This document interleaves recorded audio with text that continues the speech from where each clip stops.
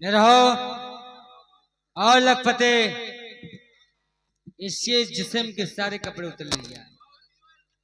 इसके बदन पे भी कपड़ा रहना चाहिए। ये राजकुमार जी का आदेश है।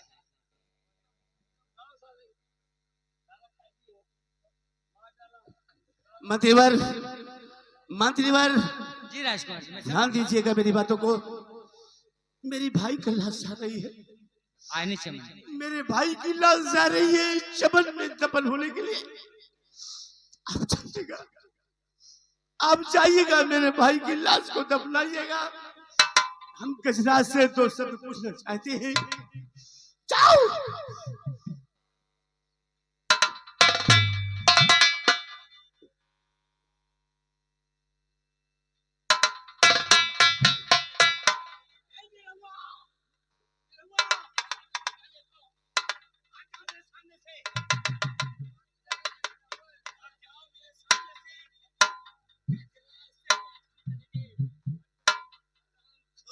औलाद से बात हम करेंगे।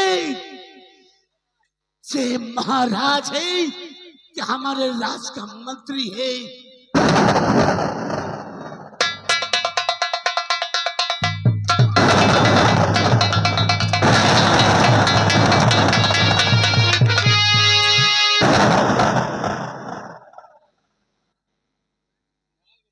गजराज, तूने क्या समझा था, क्या सोचा था, जो कि हमारे एक छोटे भाई का तुमने खून किया रे?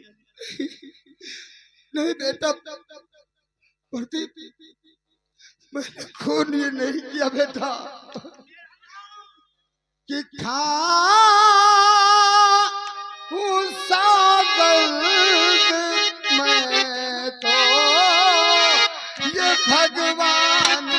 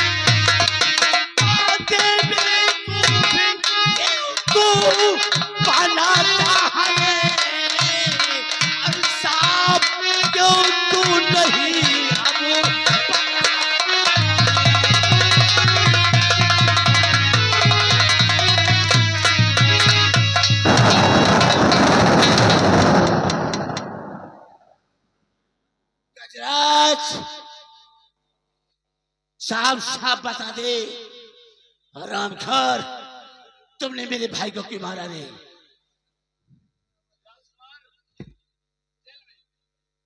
तुझे एक शब्द मैं पूछना चाहता हूं छोटे।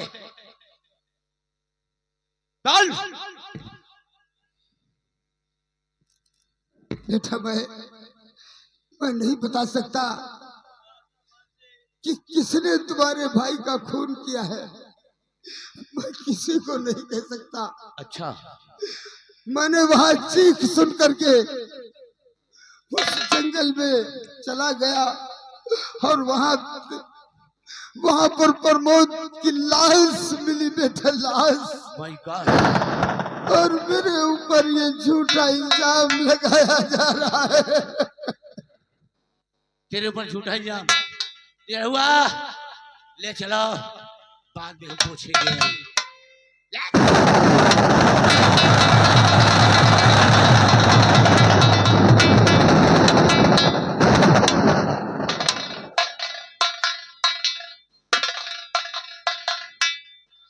इस राज के हमारे पिताजी, इस राज के हमारे पिताजी ताजदार बादशाह, मेरा छोटा भाई प्रमोद जब कि नाबालिग पढ़ लिख के मैं सयाना हुआ हूँ, MBA कर रहा हूँ। मंत्री को हमने सौंपा कि मंत्री जाओ इसका दाखिला कराओ। दाखिला की बजाय अपने भाई के हम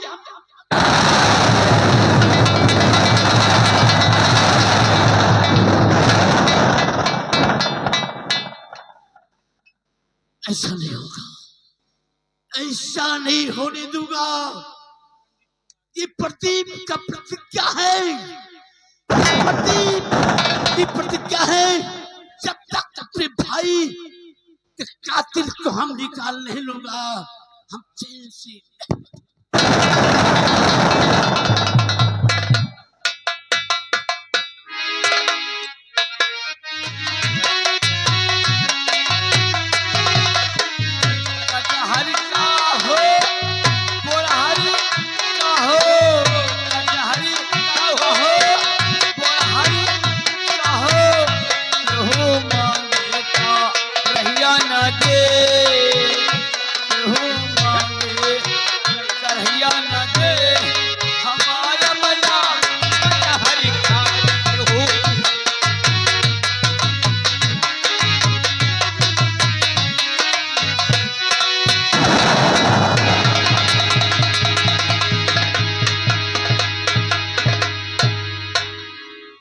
क्या बताऊं, आज सालू के पापा सुबह गए थे महाराज का रिश्ता पक्का करने के लिए और अभी तक वापस नहीं आए। मुझे बहुत चिंता लग रही है। क्या बताऊं, कुछ समझ में नहीं आता। इंतजार करती हूँ, अभी तक न बेटी सालू और राजेंद्र न मालूम क्या कर रही है। इंतजार करती हूँ।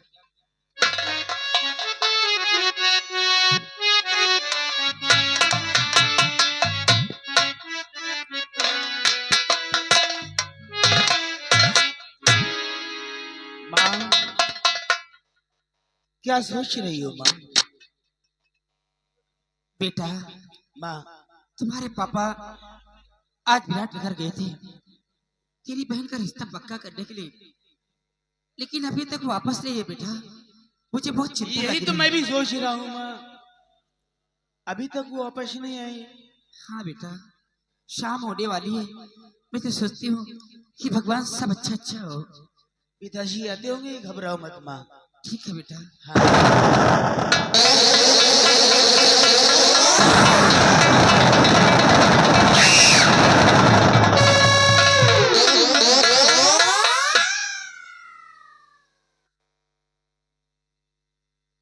ये राव कोई है?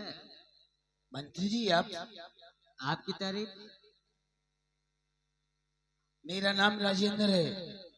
और कोई है? हाँ, मेरी माँ है, हमारी बहन सालू है। बुलाओ, जरा काम है, कुछ बातें करना है। माँ,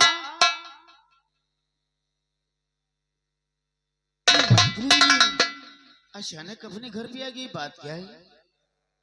मैं बात करती हूँ। नमस्ते। नमस्ते नमस्ते। कहिए। आपकी तारीफ? मैं इस घर की मालकिन हूँ। अच्छा अच्छा, यानी ठाकुर को जरा संगीत पत्नी? जी हाँ। वो आपका बेटा है? ये मेरा बेटा है। वो बेटी? वो बेटी है मेरी। वो ठाकुर गजराज सिंह गांव में, उससे जरूरी कुछ काम है। माफ कीजिएगा, वो इस वक्त घर पर नहीं है। वो अपने बचपन के दोस्त महाराज बलराज सिंह के यहाँ गए हैं बेटी का रिश्ता पक्का करने के लिए। आपको अगर मिलना है तो आप इंतजार करिए, जैसे आते हैं आपसे मिलवा देंगे। माफ तो ठकुराइन आप हमको कीजिएगा। क्यों? क्योंकि तुम्हारा पति एक कातिल है। ये आप कैसी बातें करते हैं? रिश्ता लेकर गया तो जरूर था, लेकिन महाराज के छोटे बेटे का, प्रमोद का, तुम्हारे पति ने मर्डर कर दिया है। नहीं, और तुम्हारे पति को उम्र कैद की सजा मिली है। मेरे पति सब कुछ कर सकते, लेकिन किसी का खून नहीं कर सकते। हाँ, तुम्हारा पति दूध का धोवा है ना। बेटा देखो ये क्या कह रहे। मंत्री जी, मेरे पिताजी ऐसा काम नहीं कर सकते हैं। अरे नहीं कर सकते तो हम बताते नहीं, तो तुम्हारे पिताजी आगे वो बता देंगे। नहीं, ये बातें झूठ है। झूठ क्या है, सच्चाई क्या है, अभी तुम्हारे सामने आ जाएगी।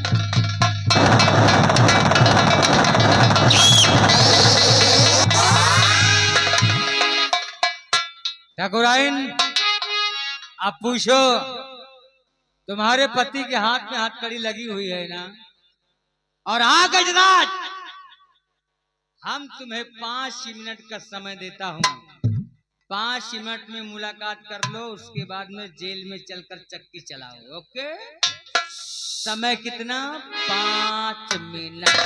स्वामी जी, आप तो घर से इतने अच्छे से निकले थे,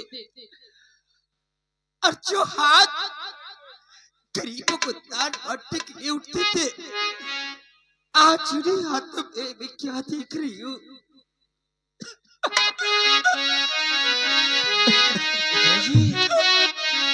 पिताजी, ये क्या मैं देख रहा हूँ? अजीब बात क्या है, ये कैसी घड़ी।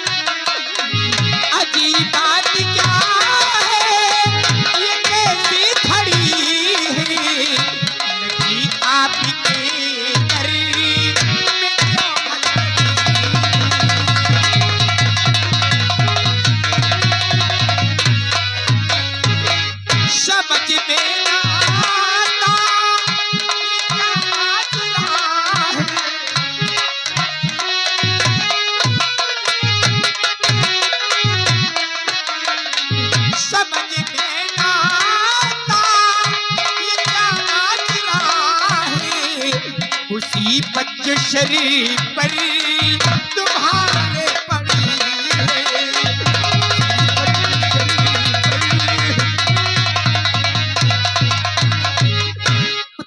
रवि जी, ये सब कैसे हुआ?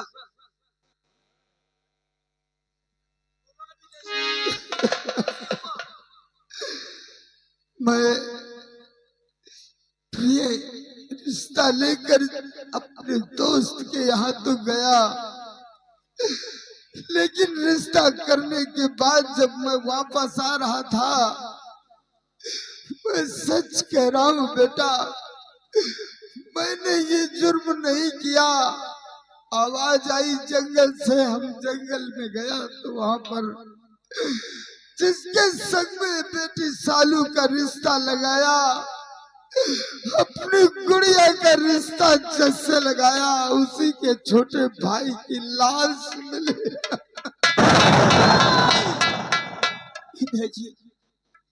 जरूर किसी की साजिश है ये।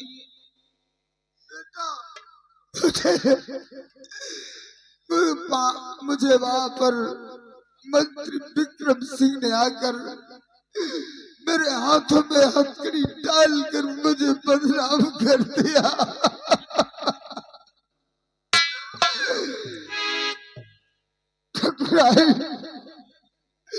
मुझे उम्र कैद की सजा हो गई है। अब तो वहां पर घुट घुट कर जीना होगा, तड़प तड़प कर मरना होगा, न मेरा कोई नहीं होगा।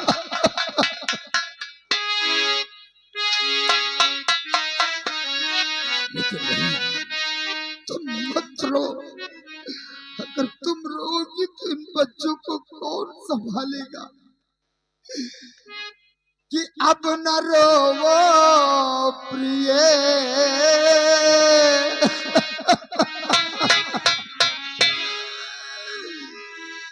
कि अब न रोवो प्रिय, दिल में धीरज धीरज धरो अब न रो वो प्रिय दिल में।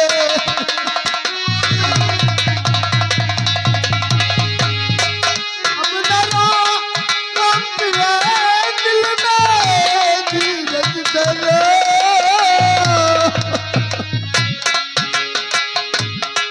अब न रो वो प्रिय दिल में, धीरज धरो।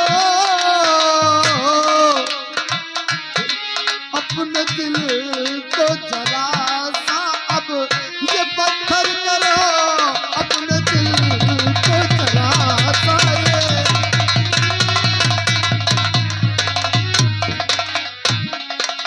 ये जो लिखा तकदीर में, टाले कभी टलता नहीं। हर रोने धोने से प्रिय हल निकल सकता नहीं। जो हुआ सो हुआ, तुम उसे भूल जाओ। जो हुआ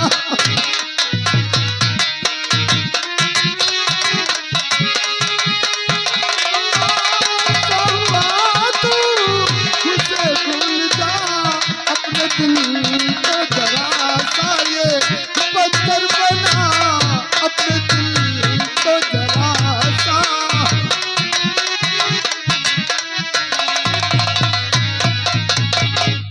देखो ये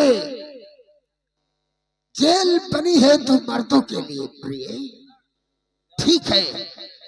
अगर भगवान को यही मंजूर है कि हमारा जोड़ा बिछड़ कर ही रहे, तो भगवान से कहते कि भगवान मैं उसमें भी खुश हूं। लेकिन बेटा राजेंद्र, तू मेरी औलाद है, तू मेरा खून है। क्यों नहीं? आज वादा कर कि जो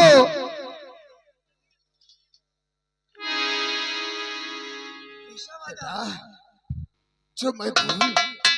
जो चीज मैं पूरा नहीं कर सका, जो ख्वाब मैंने अपना पूरा नहीं कर सका मेरे लाल, उस ख्वाब को तू पूरा करेगा। पिताजी मैं वादा करता हूँ, जिस ख्वाब को तुमने पूरा नहीं कर पाया मैं पूरा करूंगा। मैं वादा करता हूँ। आप तो बताएं कैसा वादा? बेटा मैं अपनी गुड़िया सालू को अपनी जान से ज्यादा समझकर आज तक रखा, लेकिन तुम दोनों बच्चों को छोड़कर मैं बहुत दूर जा रहा हूँ मेरे लाल। हमारी गुड़िया की आंखों में कभी आंसू नहीं आने देना। नहीं, मैं शालू की आंखों में आंसू नहीं आने दूंगा कभी। मैं वादा करता हूँ पिताजी, मैं शालू बहना की शादी इतनी धूम से करूंगा ये गांव वाले भी देखेंगे। तुम्हारी कमी चलो। महसूस नहीं होने दूंगा। यहाँ हम महाभारत में मुलाकात कराने नहीं आए हैं, यहाँ महाभारत नहीं हो रहा है। काशी ले जाओ, समय हो गया।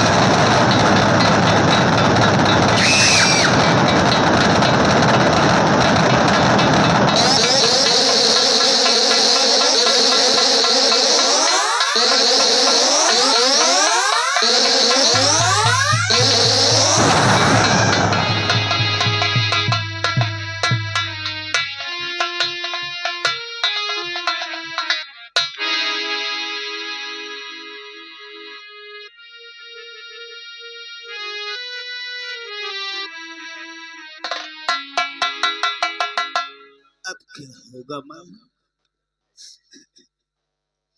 पिताजी को तो उम्र कैद की सजा हो गई, अब नहीं आएंगे ना? बेटा, वो जरूर आएंगे। आज मेरा स्वर्ग जैसा घर बर्बाद हो गया, मेरे बच्चे अपने बाप से जुदा हो गए। न मालूम ऊपर वाला कैसा खेल रच देता है।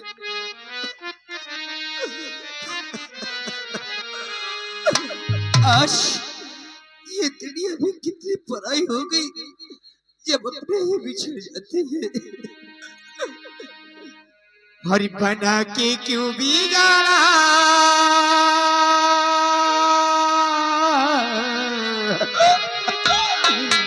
बना के क्यों बिगाड़ा, बिगाड़ा रे नसीबा।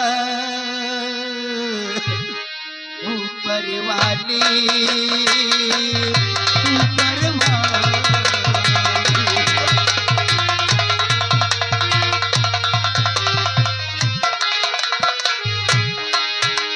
बना के क्यों बिगाड़ा रे, बिगाड़ा रे नसीबा। ऊपर वाले, ऊपर वाले, ऊपर वाले।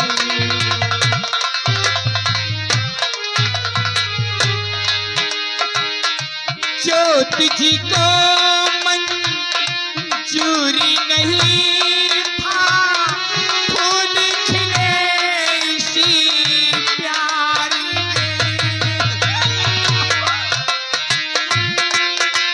मंजूरी नहीं,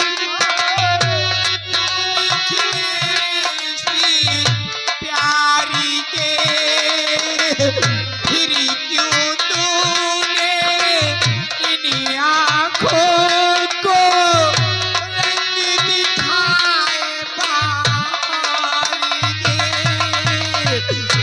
राह मिला की प्यारी जगह की, राह मिला की प्यारी जगह के। बिगाड़ा रे नसीबा, ऊपर वाले, ऊपर वाले।